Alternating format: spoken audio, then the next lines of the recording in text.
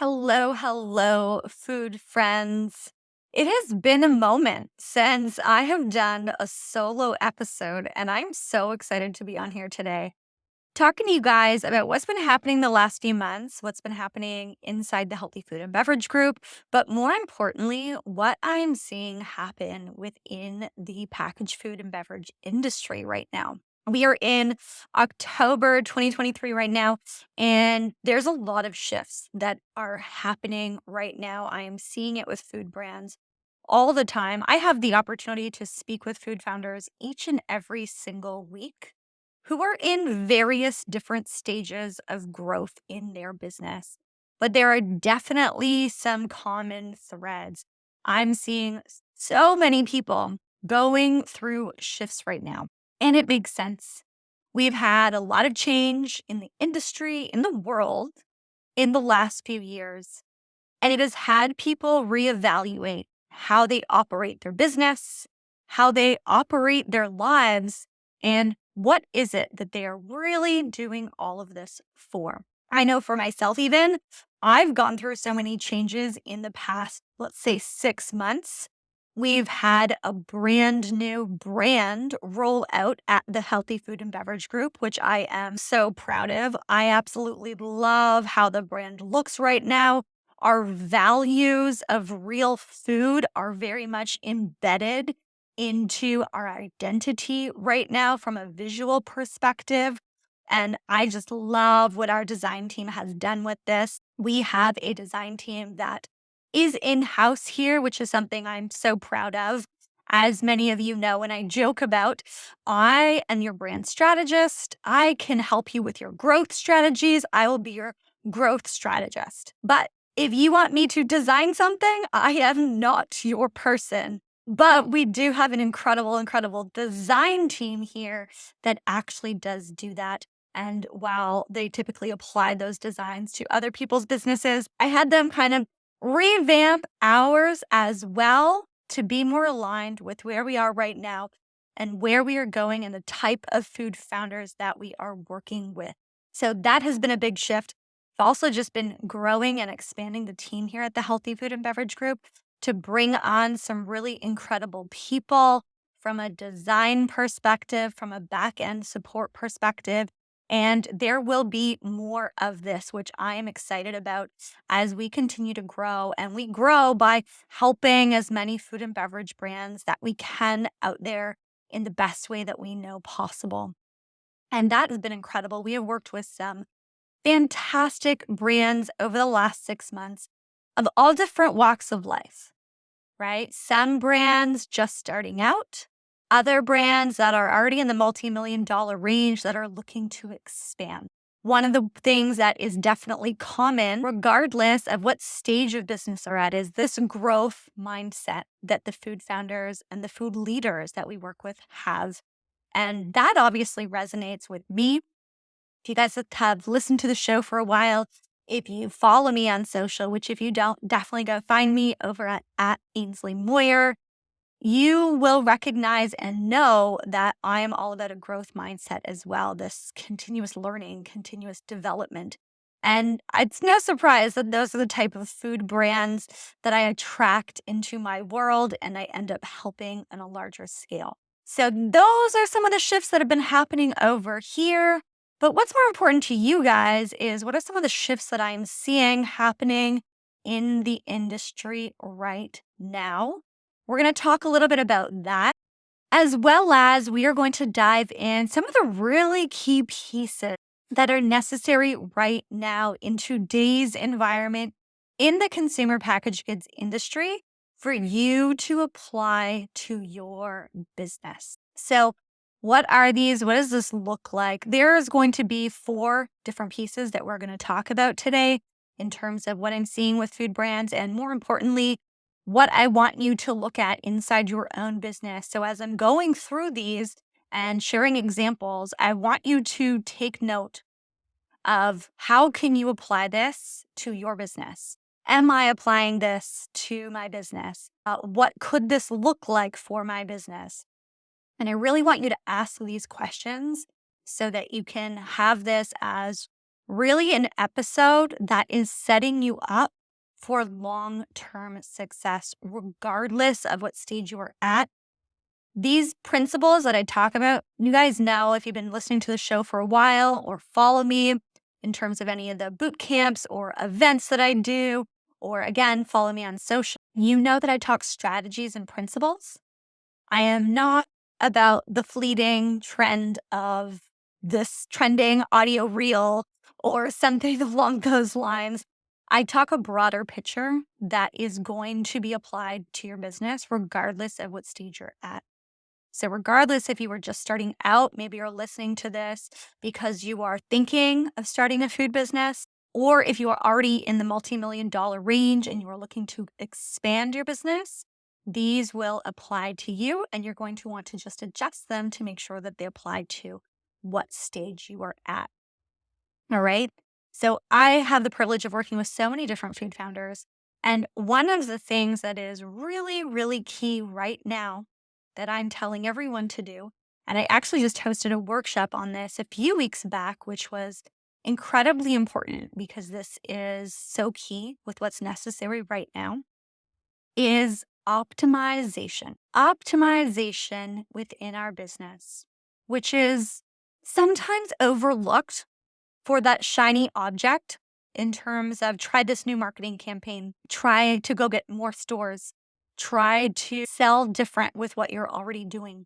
What we oftentimes want to do and what is becoming incredibly important right now is to optimize what we already have. Now, there are so many different facets of this that we can optimize. Sometimes we need to optimize our brand, right? Maybe we have a brand that has been in market and it is okay for now, but really optimizing that to make sure that it stands out and connects with your consumer and makes an impact on shelf and online can have a huge, huge, huge payoff to your business. Oftentimes, we want to look at optimizing what we're doing for marketing and what we're doing for sales. How can I increase the open rates of my emails? How can I increase the conversion rates from my emails? How can I get people to buy more every time they are checking out from my online store? These are all pieces that don't require us chasing something new, but rather taking a look at what we are already doing and tightening these pieces up so that you can get more from the efforts that you're doing. Same thing when we are going out to sell. How do I get the retailers that I'm in to order more? How do I sell more from the stores that I'm in right now? How do I drive over on profitability from my product as a whole? These are all questions that we want to build into our business to look at on an ongoing basis. But right now is a really great season for that because it will set you up for a stronger 2024. And a lot of these pieces you can even apply now to get the most out of 2023 holiday season, which I know is a crucial time for sales for so many food and beverage businesses. So really taking the time to optimize what you have. Now, there are so many different areas to do this, but what I really encourage you to do is really just take time and look at what's working, what's not working, and then decide on the areas that if you tweak and improve those, they're going to have the greatest result to your bottom line. This might be, how do I increase profitability? I'm going to say this statement kind of blanket. It's not applicable to everyone, but you and I both know prices are going up through the roof all over right now. Consumers are tired of having just a higher priced item. So I encourage you to first, if you are looking at how do I increase profitability, how do you do the work internally, the hard work internally, renegotiating with your suppliers, finding different packaging suppliers, finding ways to save on shipping, finding ways to package your product differently, more effectively, more efficiently, pricing it in a certain way that makes sense from a promo perspective. I encourage you to look at those pieces if you're looking to drive profitability versus the easy way out, which is simply increasing prices. Now, I know some of you might have had increased prices passed on to you, and you're like, this is my only way. That might be the case. But before you go and do that, I encourage you to look internally because what we are seeing is consumers are cutting back spending for discretionary food and beverage items right now. So think if you have a super highly functional kombucha or adaptogenic matcha, these type of products, we are seeing consumers, sometimes trade down right now. And if you're in those categories, you might be feeling that squeeze. So raising the price is not going to help your problem. What you want to do is find ways to optimize what you have to allow the consumer to see more value with what you are offering and to increase your bottom line from what you are doing on your end internally. All right. So optimization is a really, really key piece right now that I am seeing lots of food founders dive into and that I am encouraging food founders to do right now. Look at your business, optimize all the different pieces so that you can be set up for success and really get more from what you are doing. If you're going to be posting on social media anyways, how do you make sure that you get more sales from that, more engagement from that? If you're going to be sending out emails, it's not necessarily about sending the email. It's about what is that outcome that you want on the other side of that email. If that's sales, then how do we optimize what you are doing for sales? And I know this is tricky and hard sometimes because you're doing so many things in your food business, but we want to stay focused on not just, I need to post on social media. I need to do these type of demos. I need to send this many emails. I need to run ads. What you want to focus in on is the outcome. I want to drive more sales in store. Great. Then demos might still be the way, but how do you not just show up with a table and have your team demo? How do you optimize and get the most sales from that table while you are there? Same with every other thing that you are doing. Really focus on the outcome that you are chasing versus the item on your to-do list, which is write email, post on social, set up demos, whatever that may be. All right. So that's number one. Number two, right now, I am really seeing a lot of food founders double down on their mindset. And this is a piece that I think is always important and is going to continue to be even more important because I don't need to tell you if you're in this industry, it's not rainbows and butterflies all the time, right? It's not. There's production issues. There's challenges getting products out. There's hearing no or heck, not even hearing back from retailers as a whole, putting a whole bunch of effort into what you're doing from marketing and not getting the result that you want back. Growth mindset and really focusing on your mindset as a whole is absolutely crucial right now. And I'm seeing a lot of people invest more time and energy into this in terms of having a growth mindset versus this is how it's always been done. This is how it needs to be done. I need to do it all by myself. Instead, taking a look up and asking around who can help me with this? How do I reach this next level? How do I prepare what I'm doing right now to set me up not just for sales this season, but for where I want to be in 12 months? That type of thinking, the faster you can do that, the faster you can grow. Because otherwise, what happens is you're growing and maybe you're stagnant, maybe you're growing, but you're doing the things. And then one day you're like, you know what? I'm ready for the next level. And then you go and do the research for what's necessary for the next level. And you realize, oh, shoot, there's a whole lot to do to get to the next level of my food business. And that's going to take me 6, 8, 12 months to get prepared for that. sometimes longer than that, right? So we want to start before we're ready. And that takes a leap of faith. That takes really truly believing and having conviction in what you are doing and building for the future that you want, not just the stage that you are in right now. And that takes a growth mindset. That takes choosing opportunity over fear.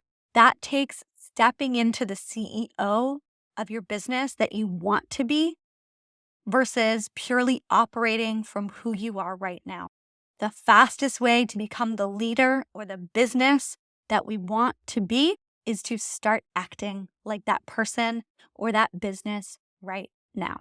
So, that growth mindset is just incredibly, incredibly important and something that I'm seeing food founders recognize. Some food founders jumping in full on right now. And I am seeing that this is having great results for the food founders that are willing to do that. And it's hard. This is one of the hardest things in some ways. It sounds so simple, but it's really challenging because for a lot of people, it's overriding how you've been operating your entire life. And that's really hard, right?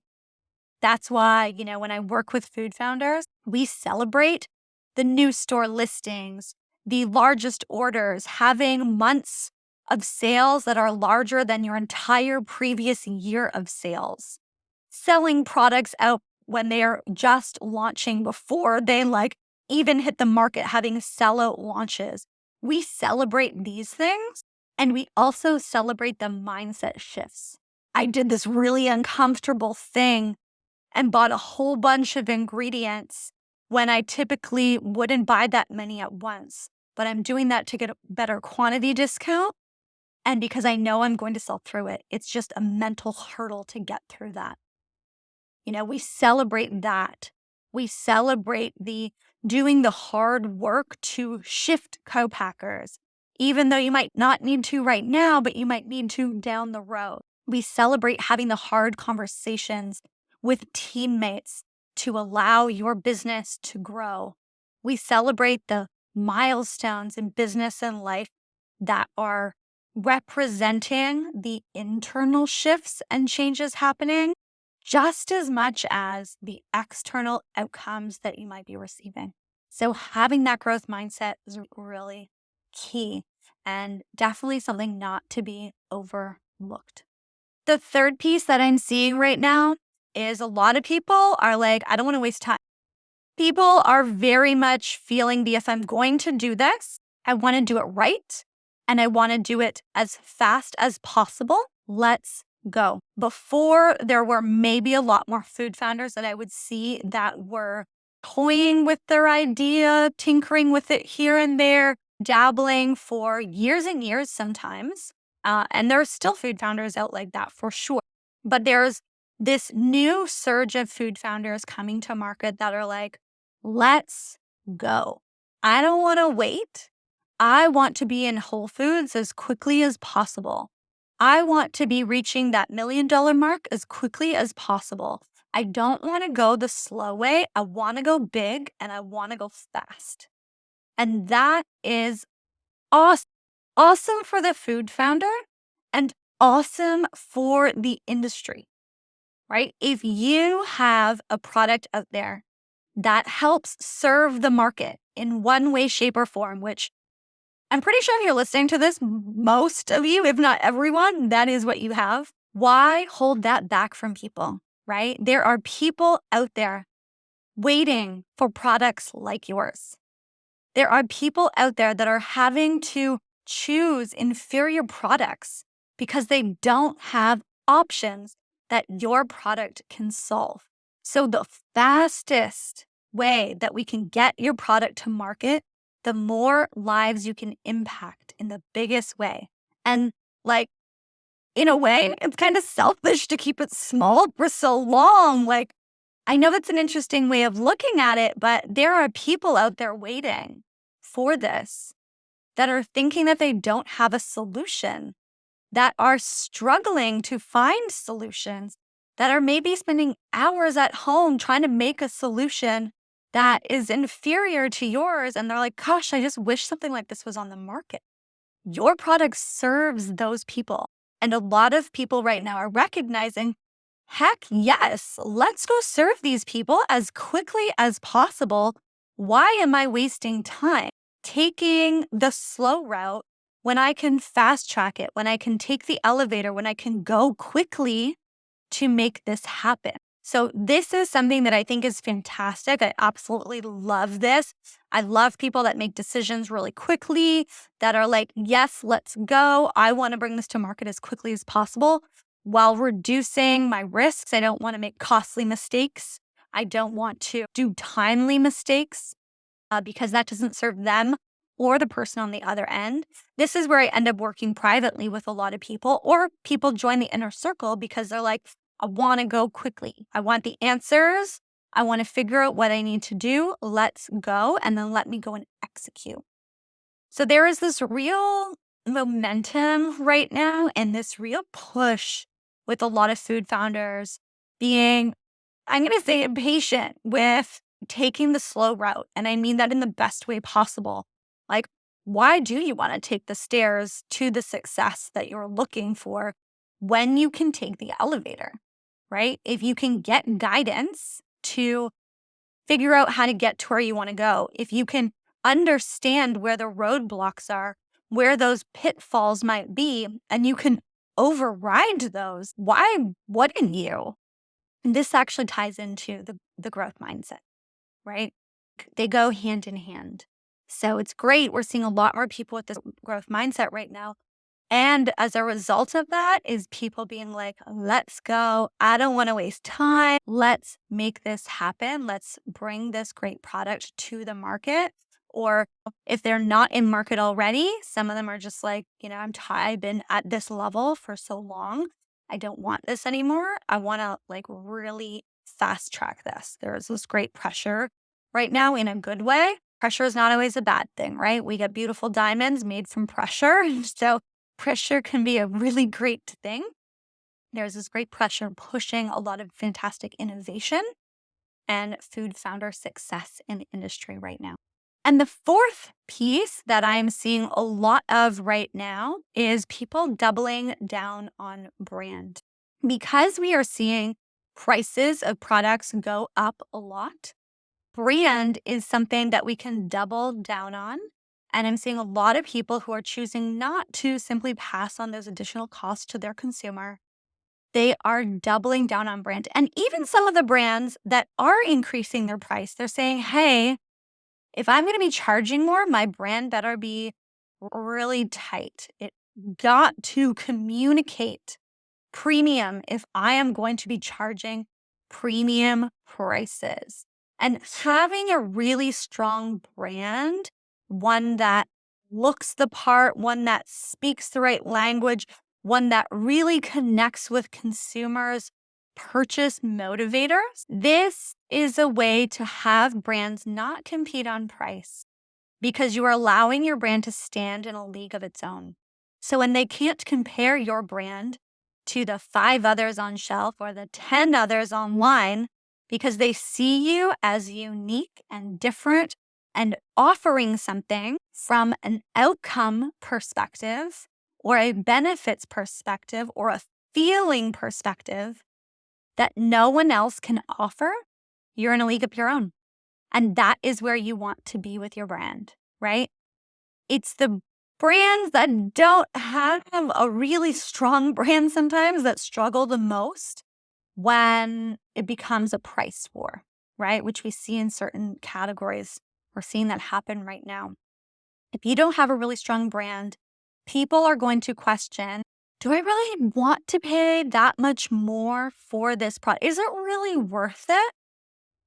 Maybe, maybe not, but they're going to question it. We want to be in a place with our food brands and our beverage brands where I still have to pay for this, regardless. Yes, everything is going up, but this is always on my list and I need to buy it, right? We want to become a need for people. Even if it's a discretionary item, we want to be a need.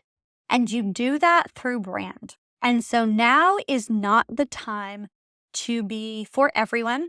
Now is the time to double down on your one specific audience and be so crystal clear to them and have a brand that connects with them and really makes them say, this is for me. This brand gets me. And so doubling down on brand right now is a great thing to do. A fantastic way for you to not just compete on price. Fantastic way to make sure that you stay on that list, even if discretionary income is going down from the consumer. So those are the 4 areas that I'm seeing right now with the food founders that I am working with the food founders I have the privilege of speaking with every single week. And my recommendation to those brands that I'm working with and the industry as a whole. Optimize, optimize, go find that low hanging fruit in your business. Make sure you have that growth mindset and tightening that up wherever you can.